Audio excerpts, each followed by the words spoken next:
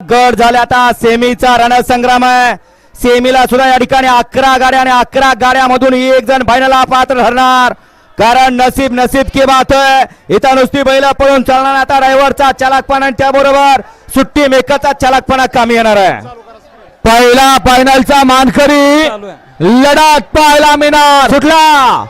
सुटला या मैदानातला पहिला सेमी सुटला. हिंद केसरी पुसेगावकरांचं मैदान आणि या मैदानातला पहिला सेमी पळतोय.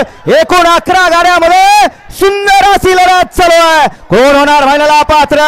पड्याल सुंदर अशी गाडी पळते. मोठ्या मैदानाचा मोठा वस्ताद म्हणून ज्याची ओळख आणि आड्याल घरणिकीचा राजा. लढत झाली.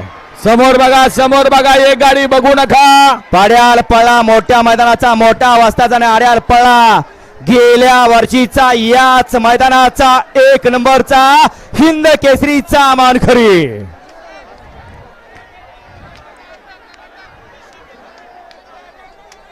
पुकारतो समोरची स्क्रीन बंद झाली. स्क्रीनवाले काय झाले ते पण यंत्रच आहे आणि तिथं उभे राहिलेले वायर दिली केली. ॲम्ब्युलन्स वाले